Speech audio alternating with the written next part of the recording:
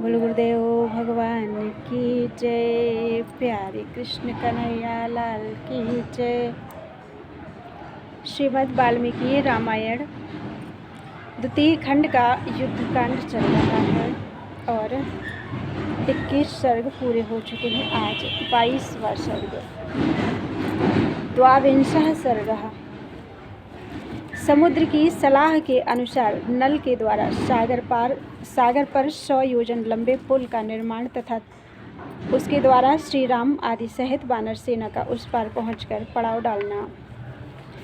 अथोवाच रघुश्रेष्ठः सागरं दारुणं वचः अद्य त्वां शोषयिष्यामि सपातालं महार्णव। तब रघुकुल तिलक श्री राम ने समुद्र से कठोर शब्दों में कहा, महासागर, आज मैं पाताल सहित तुझे सुखा डालूंगा।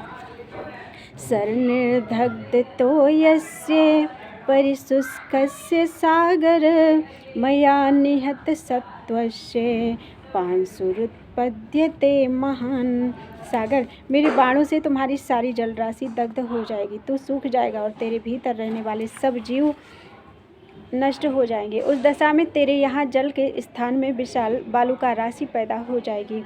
मत्कार्मुक विसृष्टेन सर्वरसेण सागर परम तीरम गमिष्यन्ति पद्भिरेव प्लवंगमाः। समुद्र, मेरे धनुष द्वारा की गई बाण वर्षा से जब तेरी ऐसी दशा हो जाएगी तब वानर लोग पैदल ही चलकर तेरे उस पार पहुँच जाएंगे। विचिन्वन्नाभिजानासि पौरुषं नापि विक्रमं दानवालय संतापं मत्तो नाम गमिष्यसि। दानवों के निवास स्थान तू केवल चारों ओर से बहकर आई हुई जलराशि का संग्रह करता है। तुझे मेरे बल और पराक्रम का पता नहीं है, किंतु याद रख, इस उपेक्षा के कारण तुझे मुझसे भारी संताप प्राप्त होगा। ब्राह्मणेणास्त्रेण संयोज्य ब्रह्मदण्डनिभं शरं संयोज्य धनुषि श्रेष्ठे विचकर्ष महाबलः। यूँ कहकर महाबली श्री राम ने एक ब्रह्मदंड के समान भयंकर बाण को ब्रह्मास्त्र से अभिमंत्रित करके अपने श्रेष्ठ धनुष पर चढ़ाकर खींचा। तस्मिन् विकृष्टे सहसा राघवेण सराशने रोदसी संपफालेव पर्वताश्च कंपिरे। श्री रघुनाथ जी के द्वारा सहसा उस धनुष के खींचे जाते ही पृथ्वी और आकाश मानो फटने लगे और पर्वत डगमगा उठे। तमश्च लोकमावव्रे देशश्च न चकाशिरे प्रतिचुक्षुभिरे चाशु सरांसि सरितस्तथा। सारे संसार में अंधकार छा गया, किसी को दिशाओं का ज्ञान नहीं रहा। सरिताओं और सरोवरों में तत्काल हलचल पैदा हो गई। तिर्यक च सह नक्षत्रैः संगतौ चंद्र भास्करांशुभिरादीप्तं तमसा च समावृतम्। चंद्रमा और सूर्य नक्षत्रों के साथ तिर्यक गति से चलने लगे। सूर्य की किरणों से प्रकाशित होने पर भी आकाश में अंधकार छा गया। प्रचकासे तदाकाशम् उल्काशतविदीपितम् आन्तरिक्षाश्च निर्घाता निर्जग्मुर्तुलश्वनाः। उस समय आकाश में सैकड़ों उल्काएं प्रज्वलित होकर उसे प्रकाशित करने लगी तथा अंतरिक्ष से अनुपम एवं भारी गड़गड़ाहट के साथ वज्रपात होने लगा। बपुः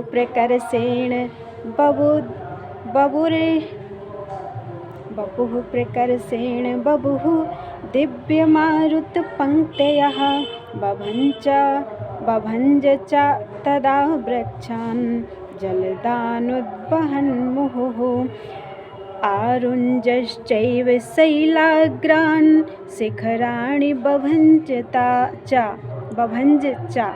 परिवह आदि वायुभेदों का समूह बड़े वेग से बहने लगा। वह मेघों की घटा को उड़ाता हुआ बारंबार वृक्षों को तोड़ने, बड़े बड़े पर्वतों से टकराने और उनके शिखरों को खंडित करके गिराने लगा।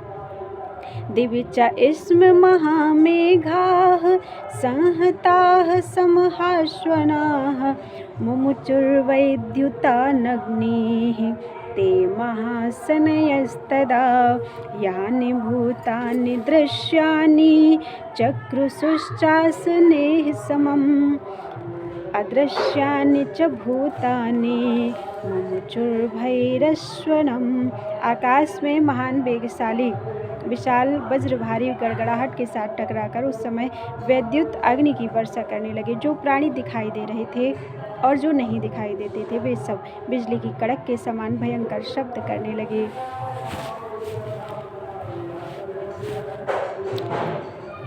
शिष्यरे चाभिभूतानि संत्रस्तानुद्विजन्ति चा संप्रव्यथिरे चापि न चापस्पन्दिरे भयात्। उनमें से कितने ही अभिभूत होकर धराशायी हो गए, कितने ही भयभीत और उद्विग्न हो उठे, कोई व्यथा से व्याकुल हो गए और कितने ही भय के मारे जड़वत हो गए।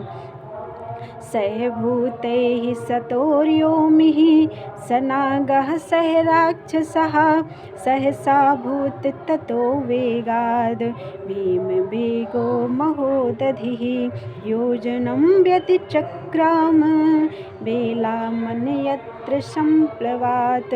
समुद्र अपने भीतर रहने वाले प्राणियों, तरंगों, सर्पों और राक्षसों सहित सहसा भयानक वेग से युक्त हो गया और प्रलय काल के बिना ही तीव्र गति से अपनी मर्यादा लांघकर एक एक योजन आगे बढ़ गया।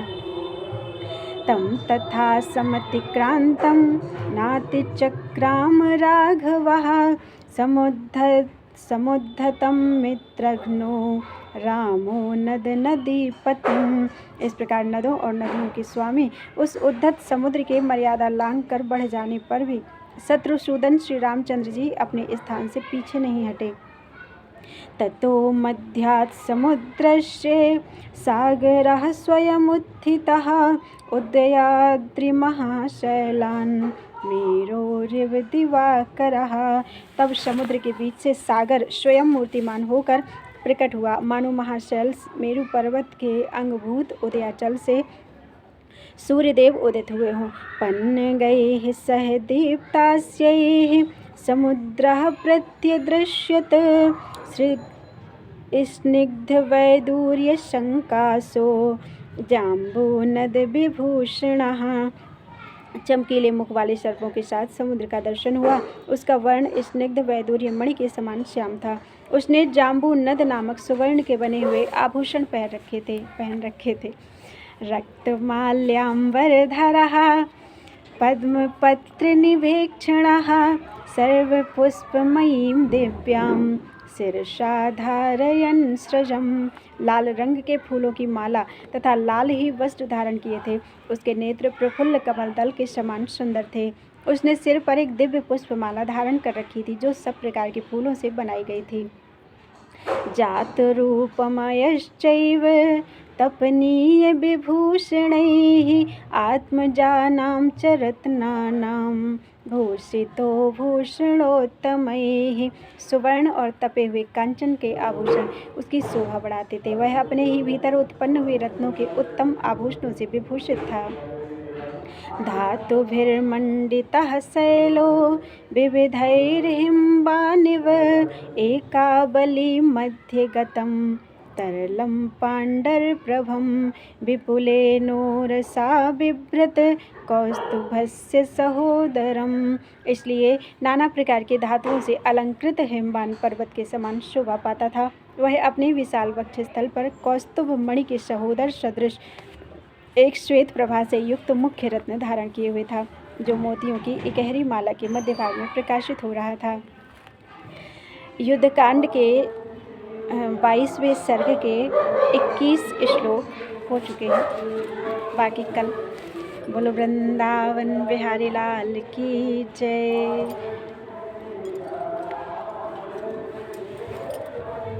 कीरत कलित ललित सूपी की। बोलो वृंदावन बिहारी लाल की जय।